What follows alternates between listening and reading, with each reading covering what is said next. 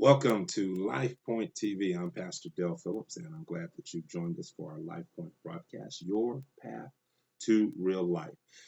We started a series dealing with trees and fruit, and we've merged this conversation now into understanding some very specifics fruits that come from the tree of life. I want you to join me now in the book of Proverbs, chapter 3. That's where we left off. We started this entire series for those who might just be joining us midway in Matthew chapter 7, looking at verse 17 through verse 20, with the analysis of the significance of distinguishing between trees that produce corruption, trees that produce good, and that once we establish what kind of fruit comes from a tree, it never changes. It's never going to be altered. It's not going to, if it starts off corrupt, it's not going to get better later on. If it starts off good, it's not going to decline later on.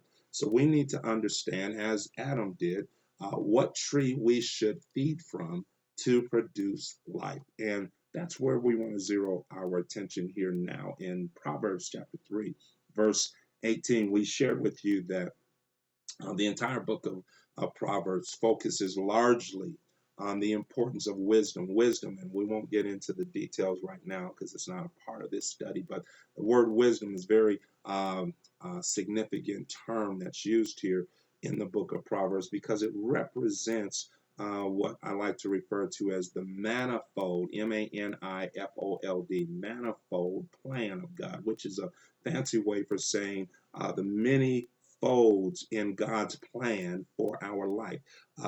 God's plan, as it is seen by you and I, is folded into segments and pieces where we're not able to see it in its entirety all at one glance.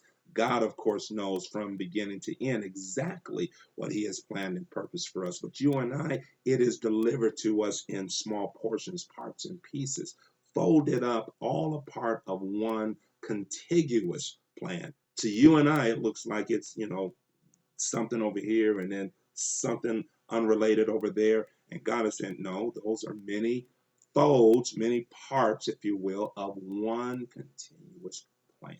Wisdom is what is the mechanism that unfolds God's plan. It's how we understand that, oh, this piece over here is related to this piece over here, and I didn't know this is what God was doing over there while He was working on me over here.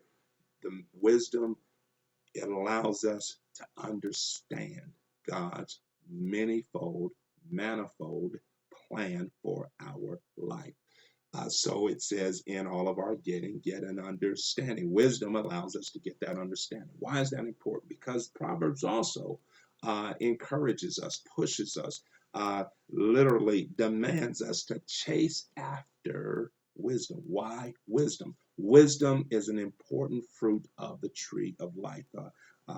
As the Lord allows us, we're going to try to dig into several significant fruits that come from the tree of life. Wisdom begins the first observation here. Verse 18 says, and it identifies wisdom in the female gender. So understand the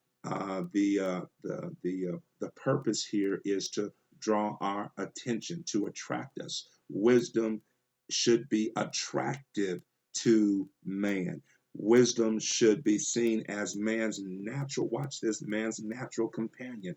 Man representing the male, wisdom representing the female. What God is saying is that wisdom should be man's natural companion. So that's not to get us confused in our gender relationships, but to give us the generality of why wisdom is identified in the female gender, to show that attraction, that natural attraction that should take place for a man to make sure that we find our proper companion in life. Wisdom, verse 18, chapter 3, she is a tree of life to them that lay hold upon her, and happy is everyone that retaineth her. So wisdom is seen, watch this, as a tree of life.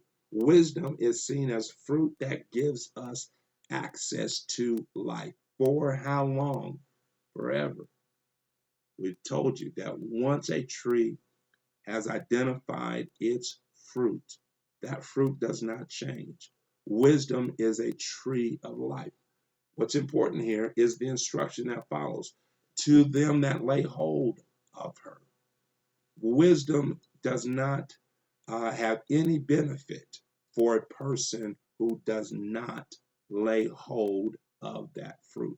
In other words, until we capture the fruit of wisdom in our life, it bears no benefit to us. The ability to see wisdom, the ability to identify that, yes, there is wisdom, there's the tree of life, that does not allow us to bear the fruit or to benefit from the fruit of wisdom, to be able to discern and to see and to understand God's plan for my life. It says to him that lays hold. So that tells us that we have to take the initiative to take hold of that wisdom so that we can have eternal life.